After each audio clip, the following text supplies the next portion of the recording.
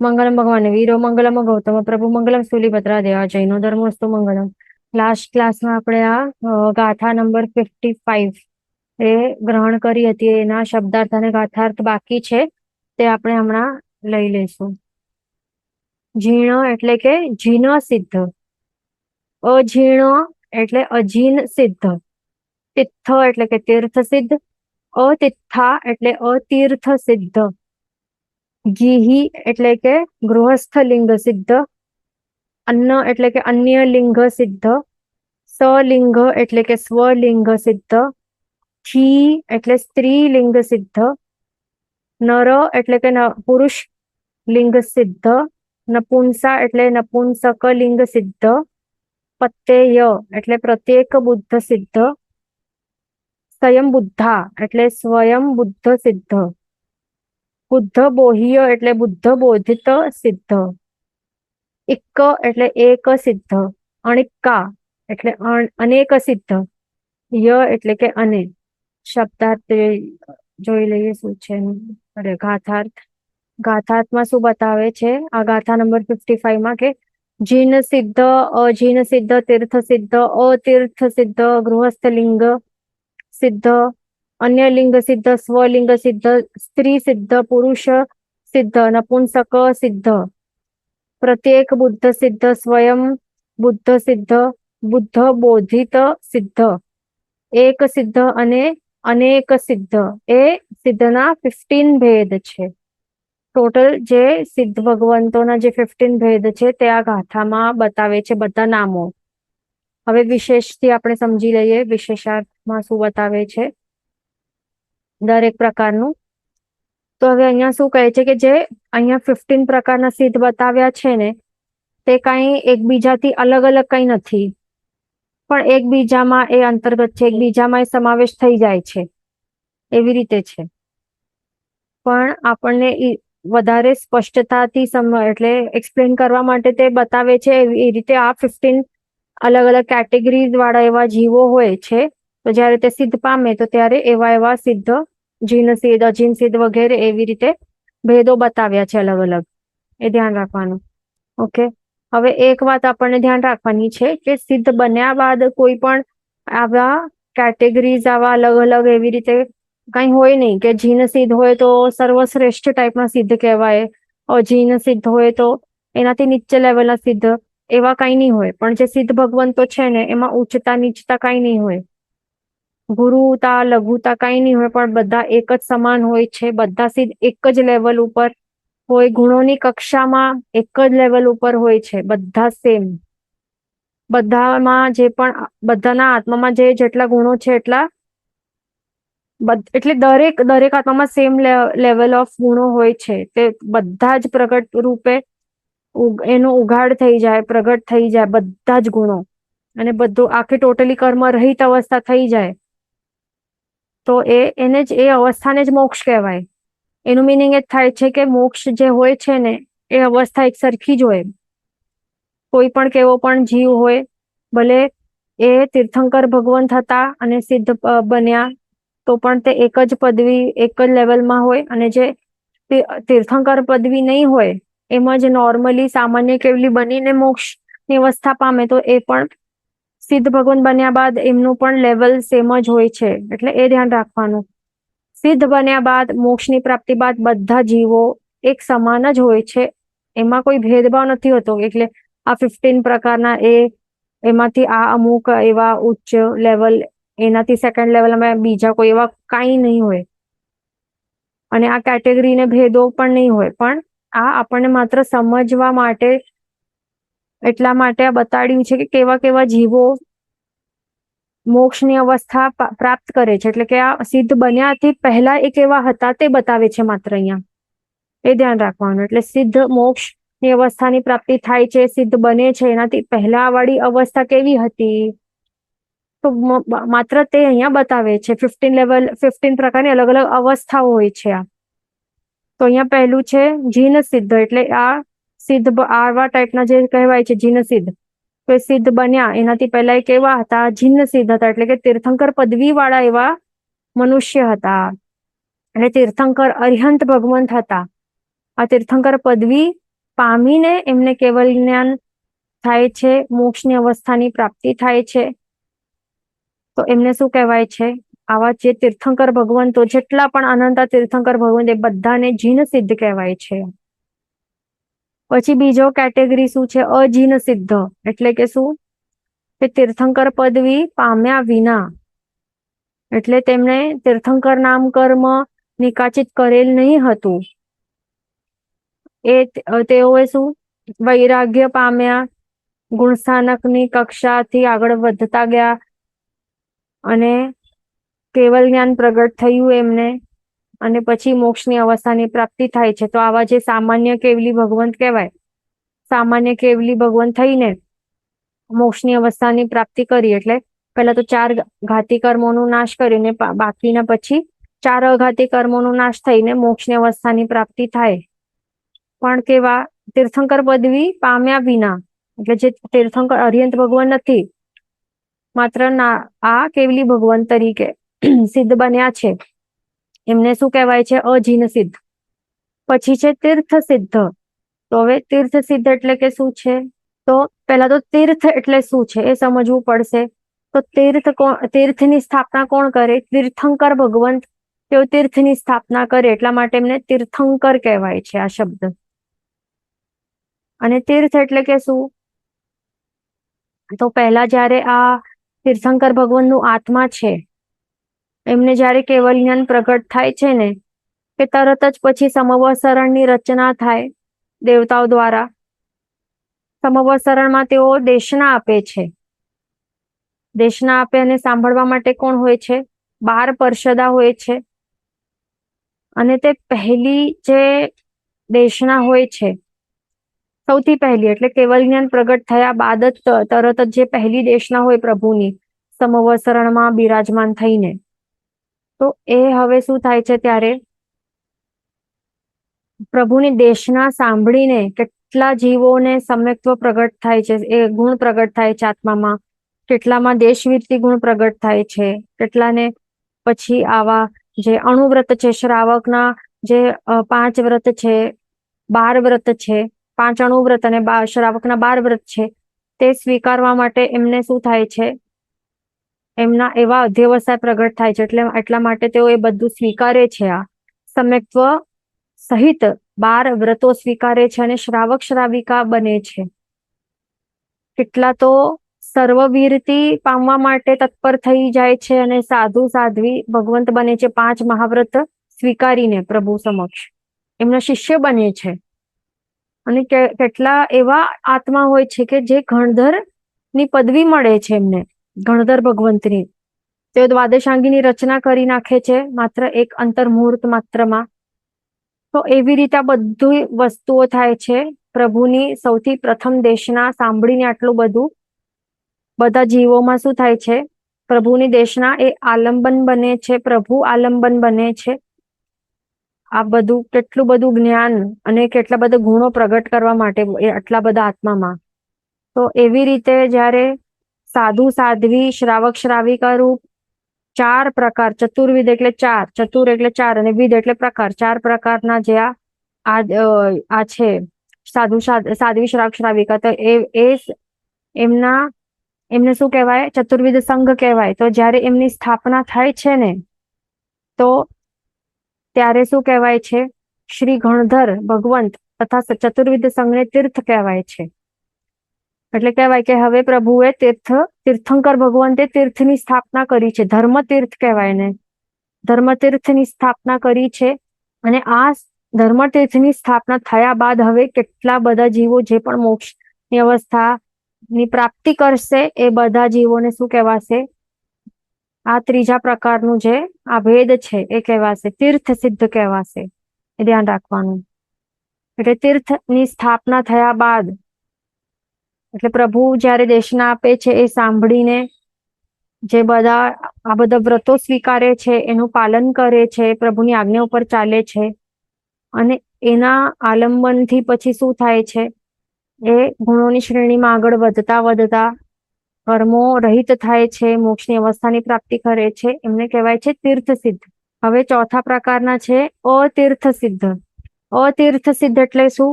પૂર્વે કહ્યા પ્રમાણે તીર્થની સ્થાપના થયા પહેલા મોક્ષે જાય તે. એટલે હમણાં 3rd નંબરના પોઈન્ટમાં જે બતાવ્યું છે ને એના પ્રમાણે તીર્થની સ્થાપના થાય અને એના બાદ મોક્ષની અવસ્થાની પ્રાપ્તિ કરે એને તીર્થ સિદ્ધ કહેવાય. પણ બટ હવે જો સમજો કે તીર્થની સ્થાપના થઈ નથી હજી અને એનાથી પહેલા જ મોક્ષની અવસ્થા કોઈ જીવ પ્રાપ્તિ કોઈ જીવને પ્રાપ્ત થાય તો એને શું કહેવાય? અતીર્થ સિદ્ધ. એટલે દેટ મીન્સ શું કે પ્રભુ તીર્થંકર ભગવંત ને કેવલ જ્ઞાન પ્રગટ થાય છે, પહેલી દેશના આપે છે, એ બધું થયા પહેલા જ જે ચતુર્વિધ સંઘની સ્થાપના ધર્મતીર્થની સ્થાપના થાય છે એના પહેલા જ કોઈ જીવને શું થાય છે?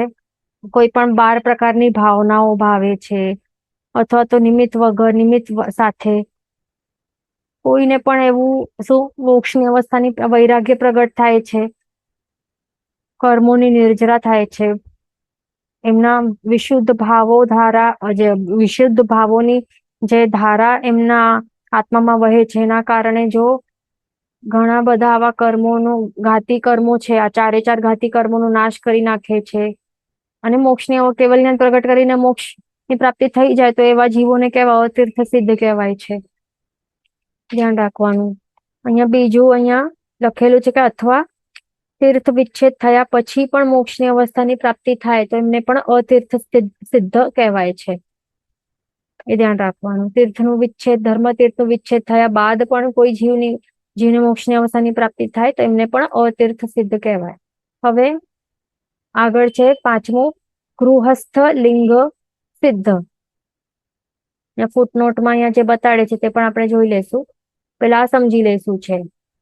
એટલે ગૃહસ્થના વેશમાં જ મોક્ષે જાય તેને કહેવાય છે ગૃહસ્થ લિંગ સિદ્ધ. ગૃહસ્થનું વેશ એટલે જે આપણે પહેર્યો છે ને આ આપણો બધાનો ગૃહસ્થ વેશ કહેવાય છે.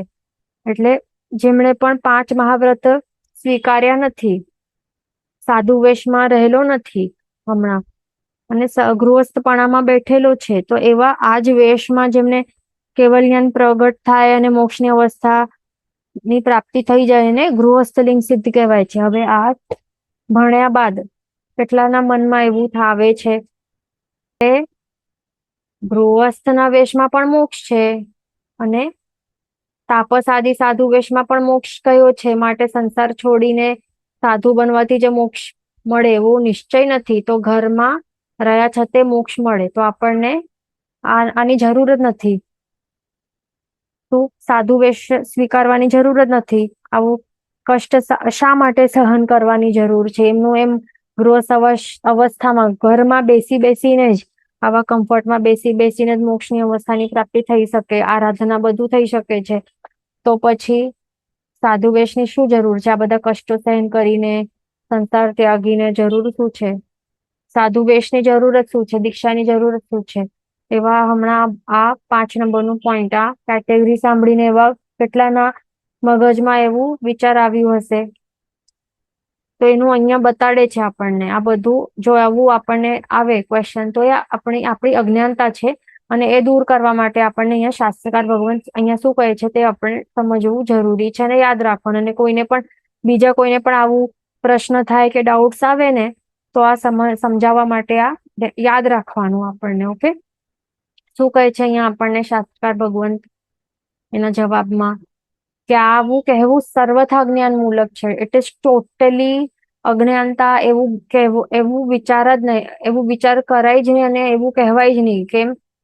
કારણ કે આ રીતે ગૃહસ્થાદિ વેશવાળા મોક્ષે ન જાય.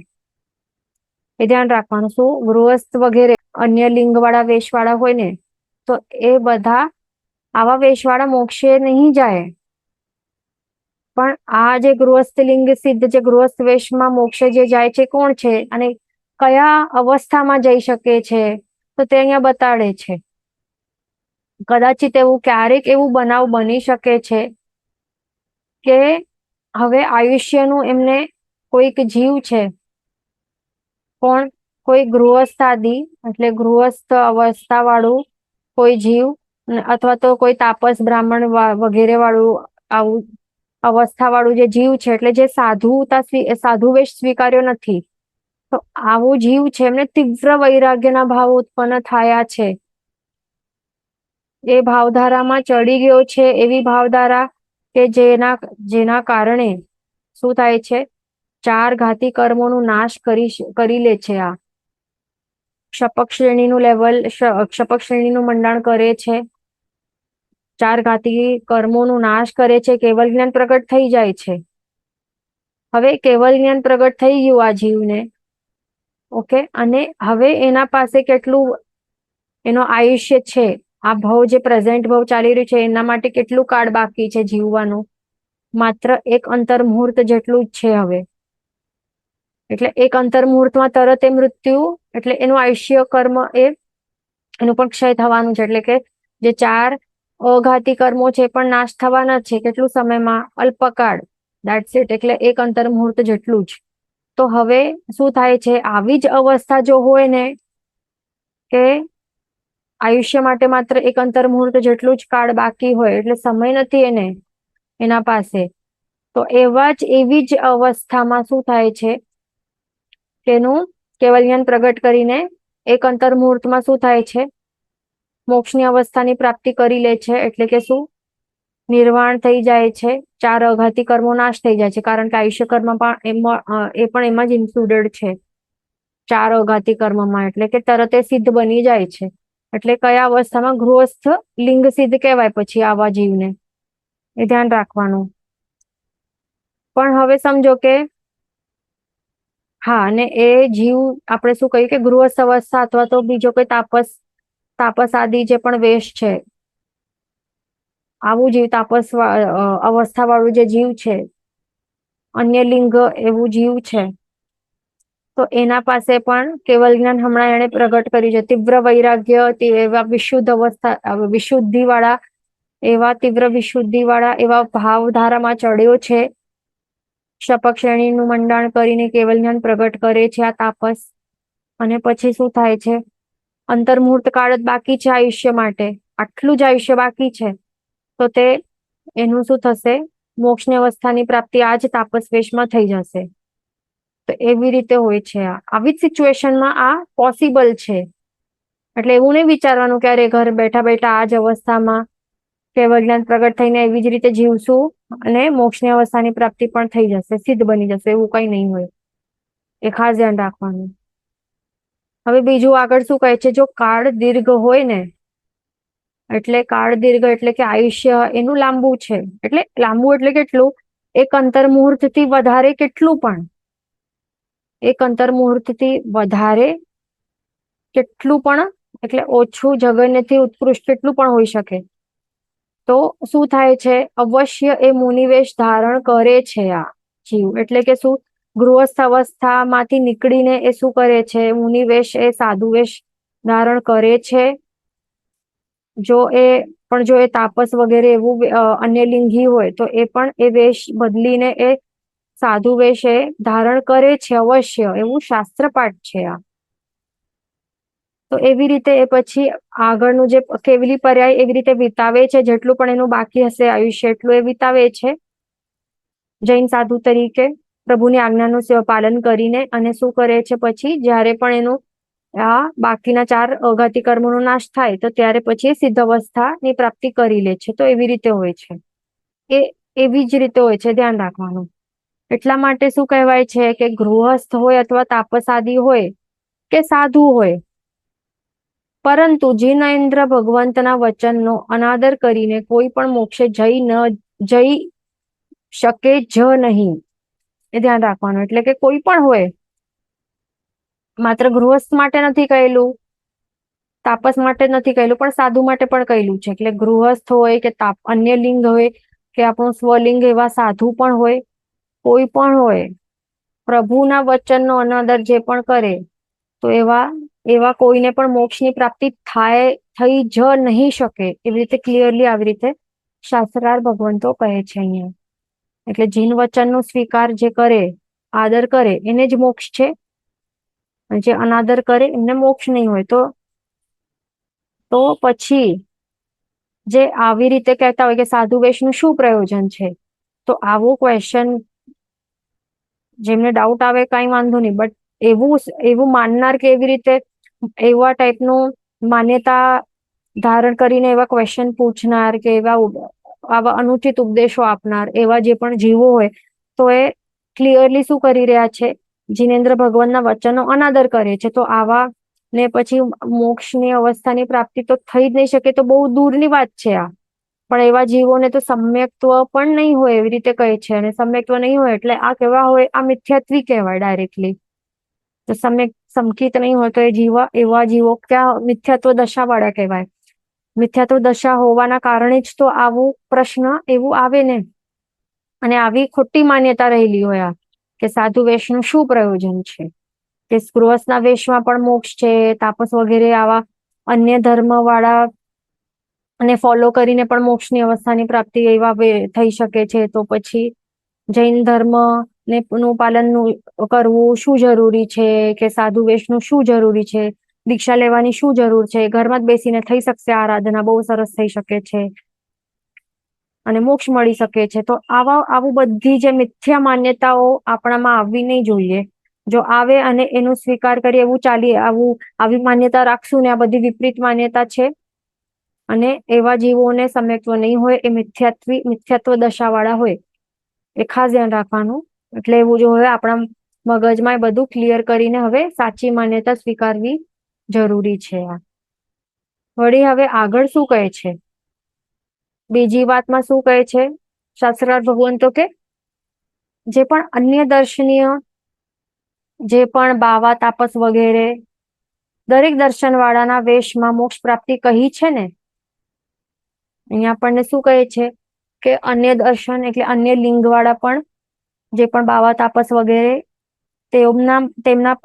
તેમનામાં પણ જો વૈરાગ્યના તીવ્ર ભાવો આવીને તેઓ પણ જો ક્ષપક શ્રેણીનું મંડાણ કરીને કેવલ જ્ઞાન પ્રગટ કરીને તેઓ પણ મોક્ષની અવસ્થાની પ્રાપ્તિ કરી શકે છે. એટલે એ પોસિબલ છે. તો એનાથી શું એક વસ્તુ શું પ્રૂફ થઈ શકે છે કે જિનેન્દ્ર ધર્મ નું નિષ્પક્ષપાતપણું અત્યંત સ્પષ્ટ થાય છે. એકદમ અહીંયા આ એક મોટું પ્રૂફ છે આ, કે અહીંયા આપણું જે જીન ધર્મ છે કે પ્રભુ વચન છે, એવી રીતે નથી કહેતા કે આપણું જ જે છે આપણું ફોલો કરશે એને જ મોક્ષ છે, બીજા કોઈ જીવને મોક્ષની પ્રાપ્તિ થઈ જ નહીં શકવાની ક્યારે પણ.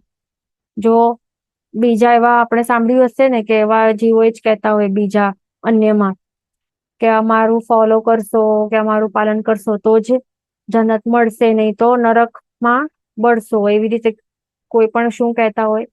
પણ આપણામાં એવું નથી કહેતા. આપણામાં શું કહે છે કે જે પણ મોક્ષ માર્ગ જે છે ને એ ફોલો કરશે, મોક્ષ માર્ગ ઉપર જે પણ ચડશે એમને મોક્ષ છે.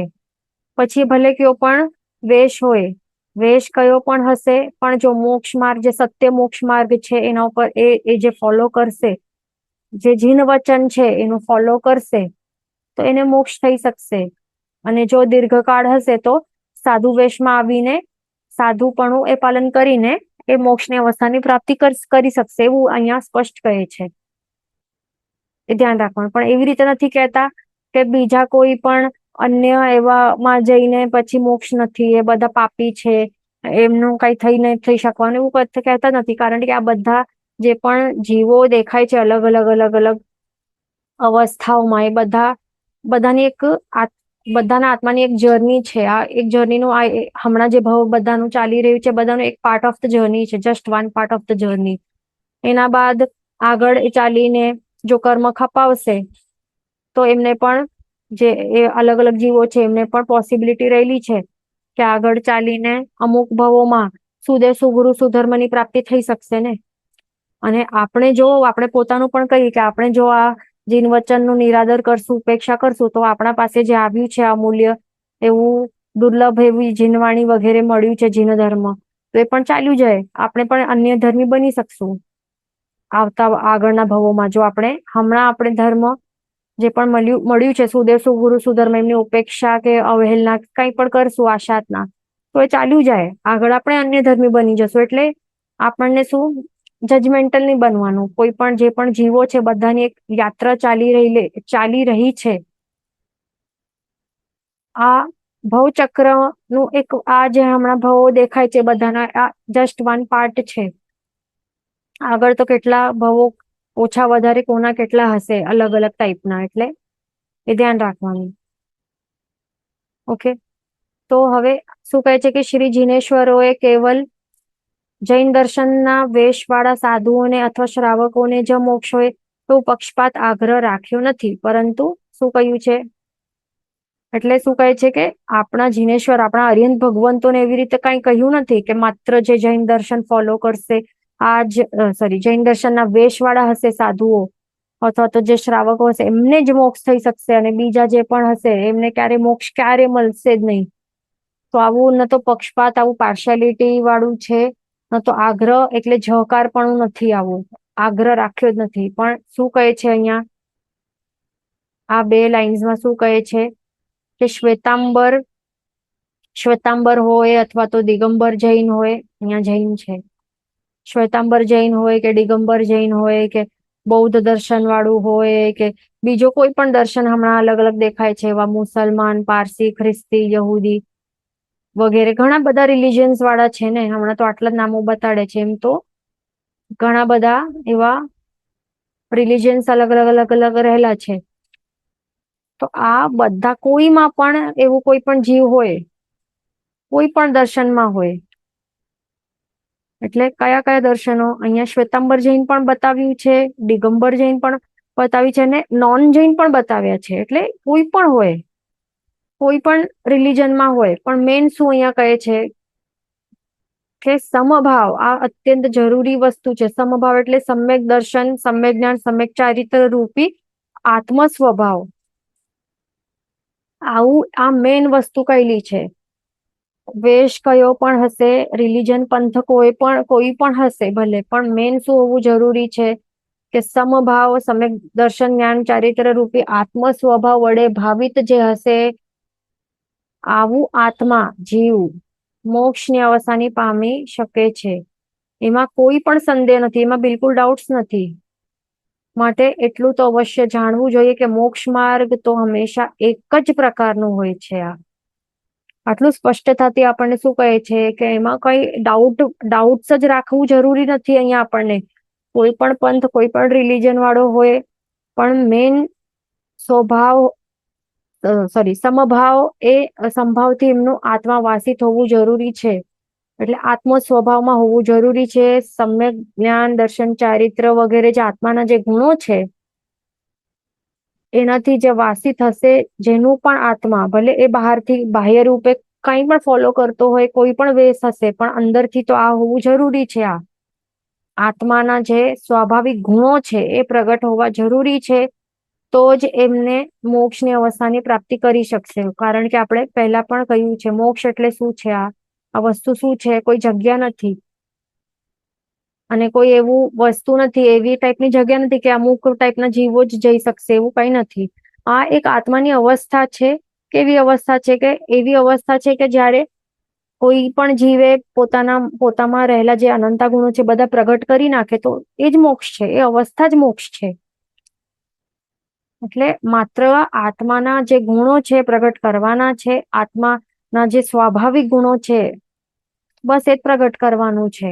સ્વાભાવિક ગુણો કહેવાય કે આપણું જે સ્વભાવ કહેવાય, બસ એ જ આપણને એમાં રહેવાનું છે અને પ્રગટ કરવાનું છે, એને જ મોક્ષ કહેવાય છે.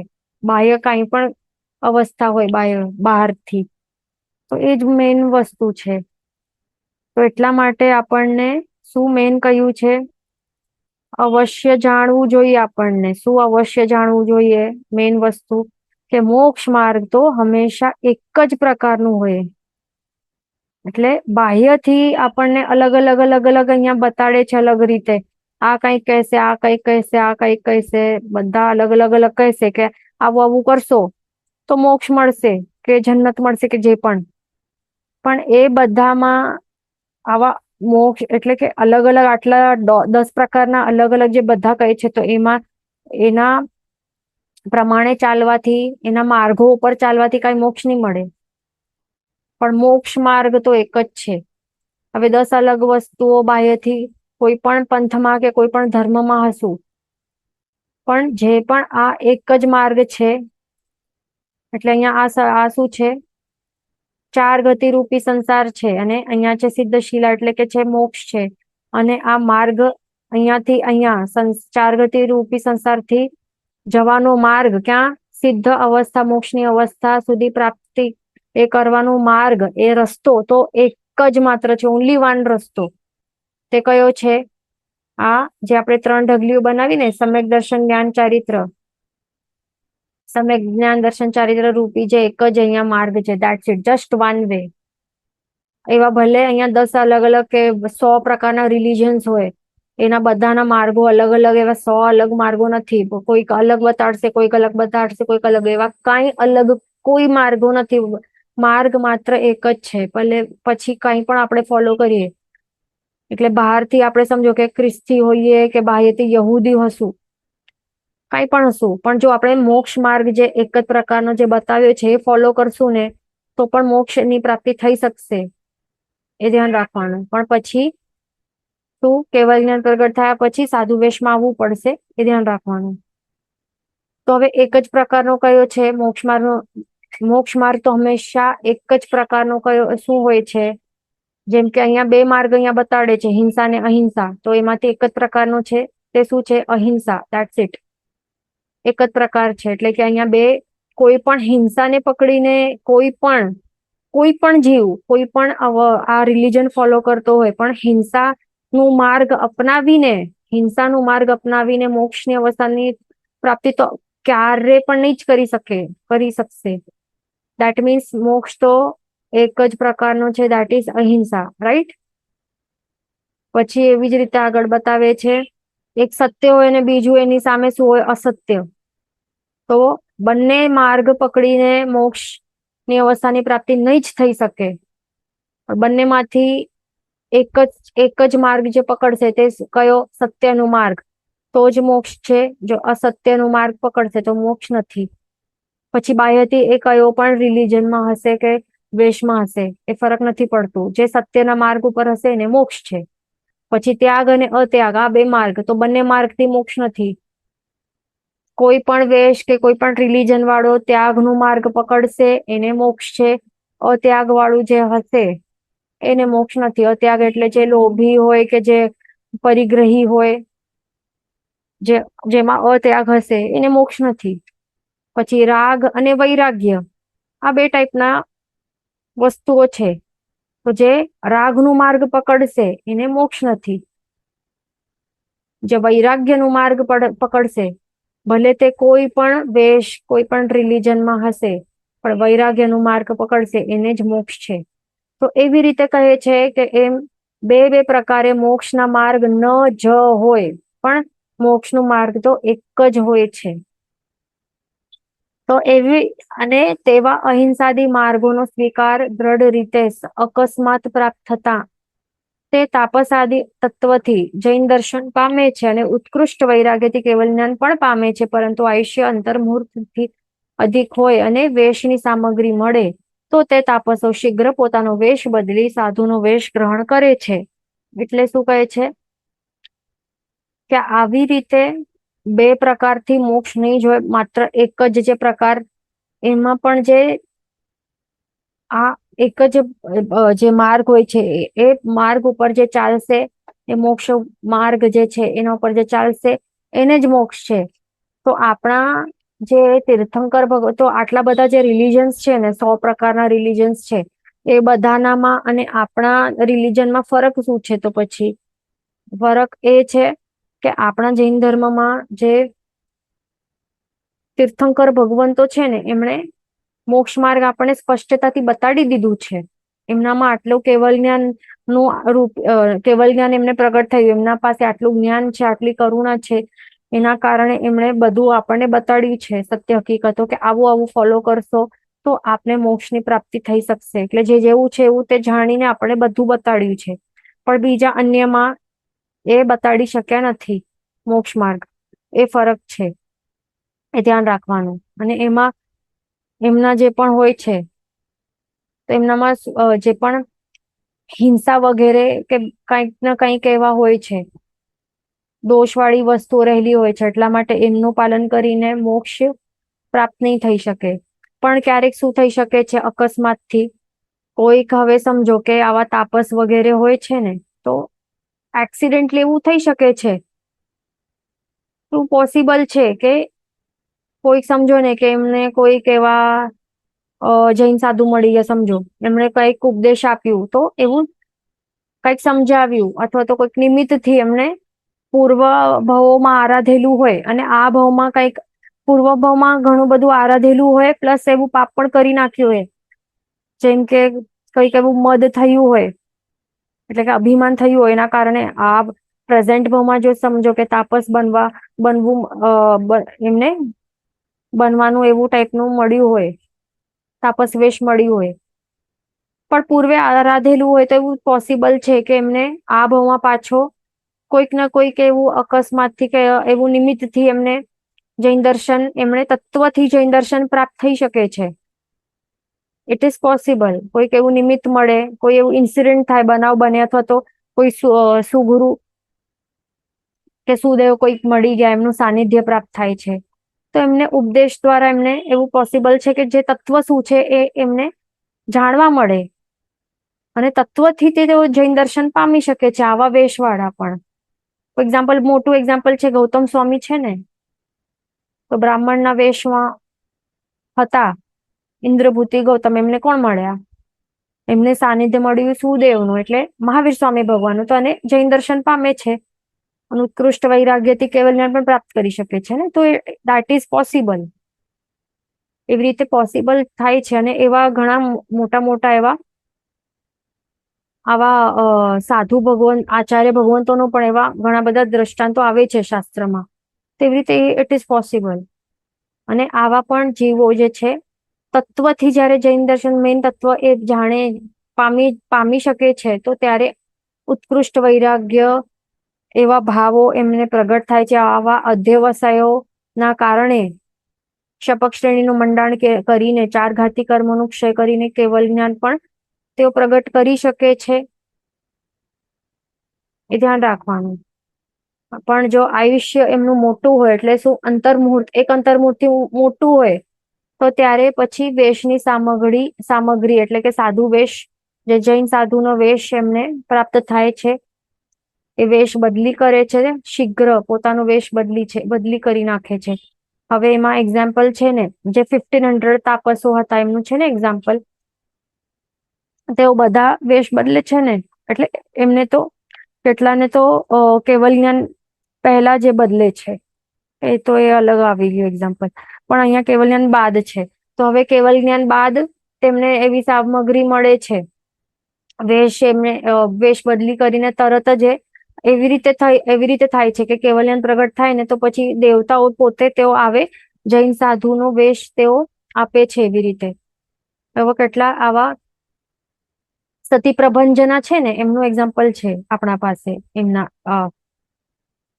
સતી પ્રભંજનાનું જે પણ સ્ટોરી છે, એમાં એવી રીતે થાય છે, દેવતાઓ પોતે આવે છે એવી રીતે, અને આવી રીતે તેઓ પછી સાધુ વેશમાં આવી જાય છે, ગ્રહણ કરે છે, અને પછી જૈન વચનનું પાલન કરીને જૈન સાધુ બનીને જે કેવલી પર્યાય એ આખો વિતાવીને પછી મોક્ષની પ્રાપ્તિ કરે છે.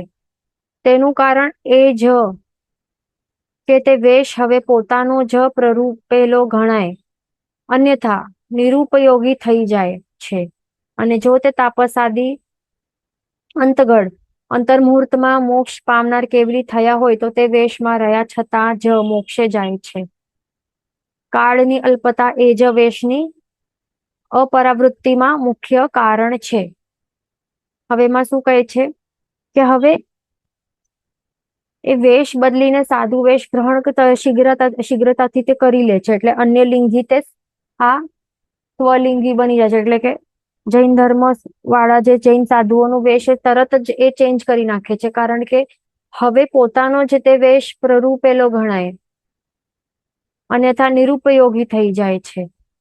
એટલે જે હવે કેવલ જ્ઞાની અવસ્થા જે છે, તો એમાં એ સાધુ વેશમાં આવી જાય છે. બીકોઝ એમાં શું હોય છે કે જે પ્રભુ દ્વારા જે પણ બતાવેલા જે તત્વ છે, જે જૈન દર્શનમાં છે, તો એના અનુરૂપે જ વેશ પણ હોવું જોઈએ, નહીં તો નિરુપયોગી થઈ જાય છે. પછી બધા બીજાને શું થાય કે અરે આ તો આ જે અન્ય લિંગી વાળા છે તો એમનું પણ એ ફોલો કરીને પણ મોક્ષની પ્રાપ્તિ થઈ શકે છે, એવું શક્ય થાય છે. એવું રીતે મિસઅન્ડરસ્ટેન્ડિંગ બીજાને પણ થઈ શકે છે.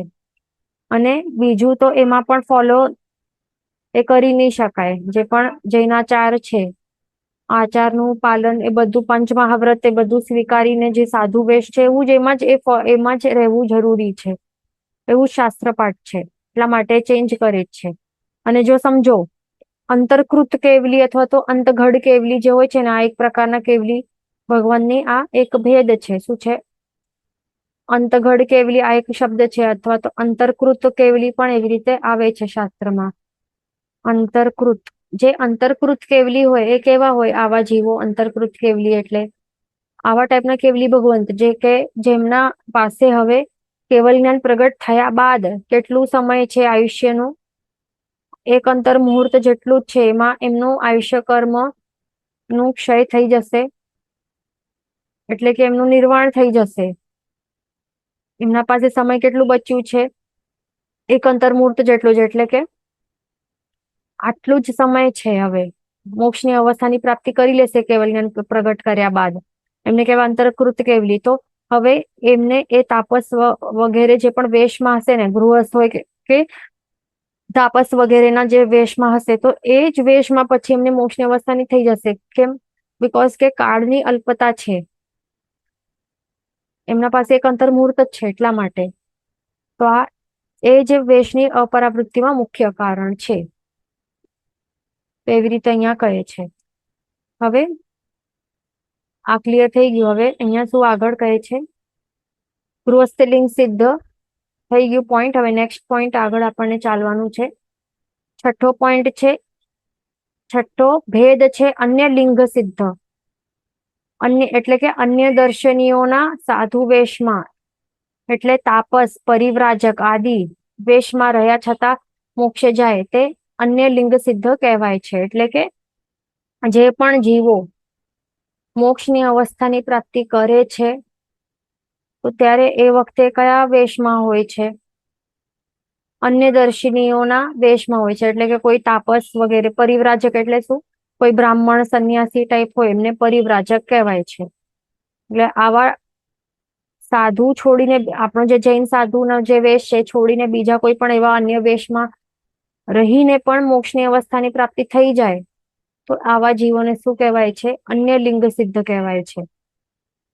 એટલે સિદ્ધ બનીને તેઓ તો એક જ કક્ષાવાળા સિદ્ધ ભગવંતો જ હોય છે. સર્વ ગુણ સંપન્ન એવા સિદ્ધ ભગવંત જ હોય છે, સેમ હોય છે, એમાં કોઈ ફરક નથી. પણ સિદ્ધ બન્યા પહેલાની અવસ્થા કેવી છે?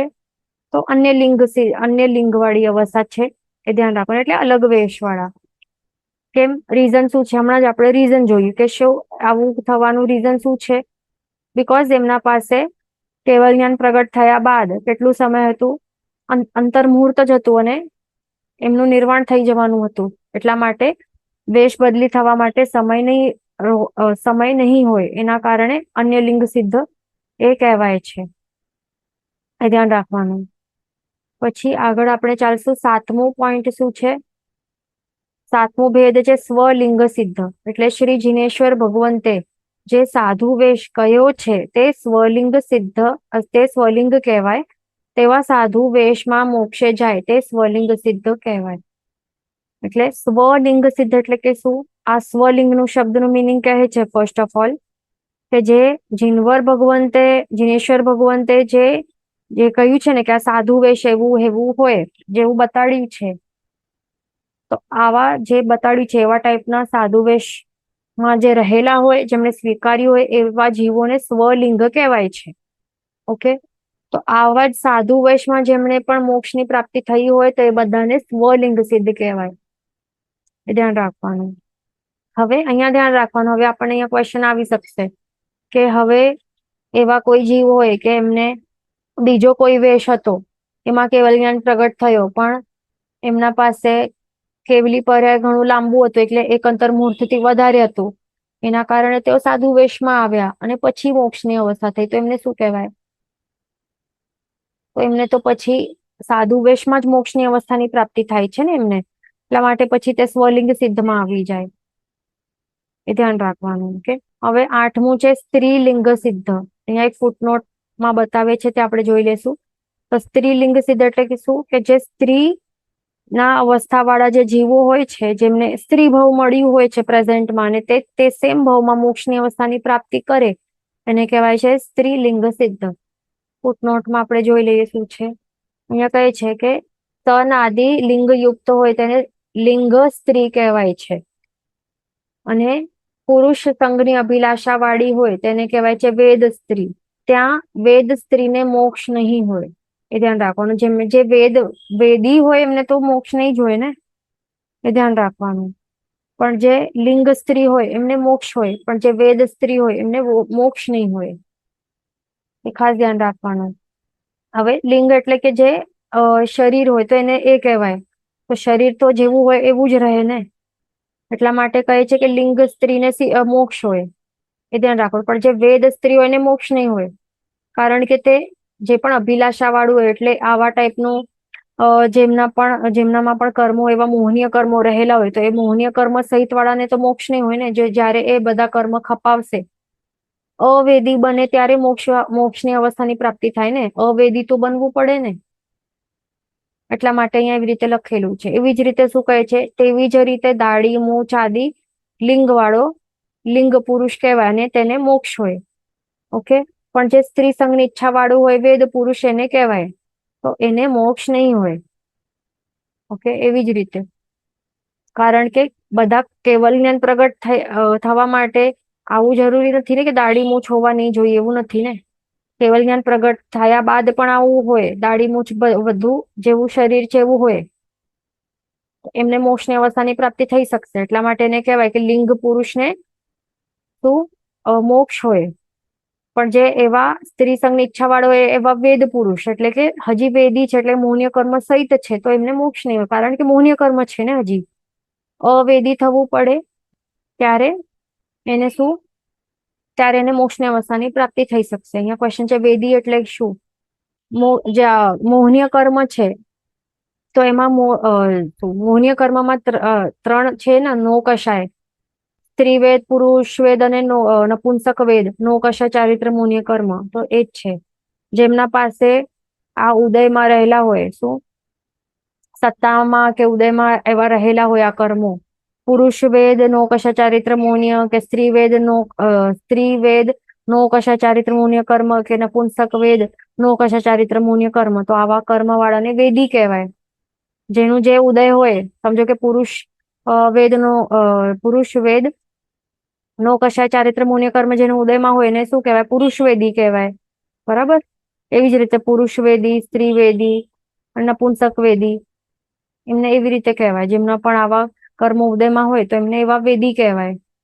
અને જેમના એવા કર્મો હોય તો એમને કેવા હોય, સ્ત્રીવેદી હોય, એટલે કે આવું કર્મ ઉદયમાં હોય, સ્ત્રીવેદ નો કશાય ચારિત્ર મોહનીય કર્મ એવું હોય, તો એમને શું હોય, અભિલાષા, આવું પુરુષ સંઘની અભિલાષા હોય. તો એવી રીતે કર્મનો વિપાક અહીંયા બતાડે છે કે કર્મનો ઉદય હોય તો આવો ટાઈપનો વિપાક બતાડે છે આ. તો આવા કર્મ એટલે કે આવા કર્મ વાળા જીવને મોક્ષ નહીં હોય. આ ખપાવવું પડે ને, બધા 4 ઘાતી કર્મોનો નાશ કરવું પડે, ત્યારે કહેવાય કે અવેદી બન્યો છે જીવ, તો ત્યારે કેવલ જ્ઞાન પ્રગટ થાય ને. 4 ઘાતી કર્મમાં મોહનીય કર્મ પણ આવી જાય, અને મોહનીય કર્મમાં આ બધું આવી જાય ને, 3 વેદ આવી જાય. તો આ 3 વેદો છે એટલે આ નો કશાયો છે ને આ મોહનીય કર્મના. તો આ કર્મો મોહનીય કર્મમાં 3 વેદો પણ આવી જાય, એનું સર્વથા ક્ષય કરે, તો ત્યારે જ જીવને કેવલ જ્ઞાન પ્રગટ થાય. કેવલ જ્ઞાન પ્રગટ થાય તો એ અવસ્થામાં શું કહેવાય ને, અવેદી કહેવાય. અવેદી કહેવાય એટલે કે શું, હવે કેવલ જ્ઞાન વાળી અવસ્થામાં એ જીવ છે, હવે એ પુરુષ કે આવા ટાઈપનું પુરુષ છે આ, જેમને કેવલ જ્ઞાન પ્રગટ થયું છે. એટલે લિંગ એટલે કે શરીરથી તો એ પુરુષ જ છે ને. કેવલ જ્ઞાન પ્રગટ થયા બાદ તો શરીર તો એવું જ રહેશે ને, એટલે એ પુરુષ લિંગ પુરુષ કહેવાય. તો એમને મોક્ષ તો થઈ શકશે, પણ મોહનીય કર્મના ક્ષયના કારણે હવે એ સ્ત્રી સંઘની ઈચ્છા વાળો નથી ને હવે, એટલે વેદ પુરુષ ત્યારે નથી. એટલા માટે લિંગ પુરુષ છે, કેવલ જ્ઞાની જે પણ છે ને એ લિંગ પુરુષ છે, પણ એ વેદ પુરુષ નથી. એટલા માટે એને મોક્ષની પ્રાપ્તિ થઈ શકશે. એ ધ્યાન રાખવાનું. પણ જે પણ જીવને કેવલ જ્ઞાન પ્રગટ થયું નહીં હોય, હજી પણ મોહનીય કર્મ આ 3 વેદો રહેલા હોય, સત્તામાં ઉદયમાં રહેલા હોય, તો એમને શું કહેવાય, એમને વેદ સ્ત્રી કહેવાય અથવા તો વેદ પુરુષ કહેવાય. તો આવા ટાઈપના જીવોને હજી મોહનીય કર્મ પડેલા હોય તો એમને મોક્ષ નથી ને એ વખતે. એટલે એ લિંગથી પણ, એટલે એમને લિંગ સ્ત્રી અને લિંગ પુરુષ પણ કહેવાય, પણ સાથે સાથે વેદ પુરુષ અને વેદ સ્ત્રી પણ છે. તો આવા જીવોને ત્યારે મોક્ષ નથી. કે આટલું ક્લિયર થઈ ગયું હશે.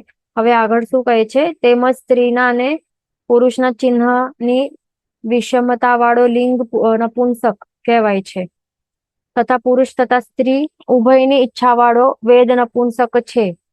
ત્યાં વેદ પુરુષ અને વેદ નપુંસક ને મોક્ષ નથી, જે આપણે કહ્યું. તો આવા જે પણ વેદ નપુંસક કે વેદ સ્ત્રી કે વેદ પુરુષ એમને મોક્ષ નહીં હોય. પણ જે લિંગ પુરુષ અને લિંગ નપુંસક ને મોક્ષ છે અને લિંગ સ્ત્રીને પણ મોક્ષ છે, એ ધ્યાન રાખવાનું. આટલું અહીંયા બતાવે છે. પછી આ પાછો અહીંયા આપણને ચાલવું પડશે ઉપર. 9મી કેટેગરી શું છે, પુરુષ લિંગ સિદ્ધ. તો એટલે કે આ કેવા હોય છે જીવો જે પુરુષો મોક્ષે જાય છે તો તેમને પુરુષ લિંગ સિદ્ધ કહેવાય છે. ઓકે, હમણાં જ આપણે કહ્યું ને કે લિંગ પુરુષ લિંગ એટલે લિંગ પુરુષને મોક્ષ હોય, લિંગ સ્ત્રીને મોક્ષ હોય, જે આપણે કહ્યું તે જ. પણ જે વેદ સ્ત્રી કે વેદ પુરુષને મોક્ષ નહીં હોય. ઓકે, ધ્યાન રાખવાનું. એટલે શરીરથી આવા જે પુરુષ કે સ્ત્રીલિંગ વાળના ચિહ્ન વાળા હોય તો આવા જીવોને મોક્ષ હોઈ શકે છે. અને એવા જીવોને શું કહેવાય, પુરુષલિંગ સિદ્ધ કહેવાય કે સ્ત્રીલિંગ સિદ્ધ કહેવાય કે નપુંસક લિંગ સિદ્ધ કહેવાય છે. 10મી કેટેગરી શું છે કે કૃત્રિમ નપુંસકો મોક્ષે જાય તે, એમને શું કહેવાય, નપુંસક લિંગ સિદ્ધ કહેવાય છે. અને અહીં જન્મ નપુંસકને ચારિત્રની પ્રાપ્તિ ન હોવાથી મોક્ષ પણ હોય નહીં, એ ધ્યાન રાખવાનું. એટલે જે કૃત્રિમ એટલે શું, આર્ટિફિશિયલી, એટલે કે જન્મથી નહીં, જેમને જન્મથી નપુંસક હોય એવા નહીં, પણ પછીથી નપુંસક બન્યા હોય કોઈ કારણસર, તો એવા કૃત્રિમ રીતે નપુંસક બનેલા જે હોય ને, તો એમને મોક્ષની અવસ્થાની પ્રાપ્તિ થઈ શકે. તો એવા જીવોને નપુંસક સિદ્ધ કહેવાય છે. અને જે જન્મથી નપુંસક હોય ને, તો આવા જીવોને ચારિત્રની પ્રાપ્તિ જ નહીં હોય.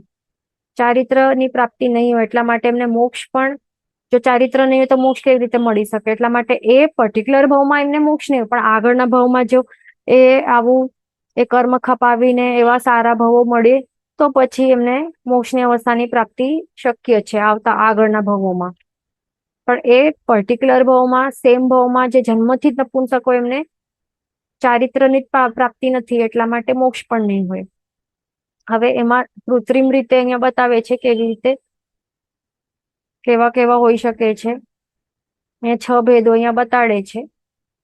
તે નેક્સ્ટ ક્લાસમાં આપણે જોઈ લઈશું ને. અહીંયા સમય થવા આવે છે. जिन वचन विरुद्ध बोलाय तो मिच्छामि दुक्कडम सर्वमंगलम मंगलम सर्वकल्याण कारणम प्रधानम सर्वधर्माणम जन्म जयति शासनम प्रणम्य.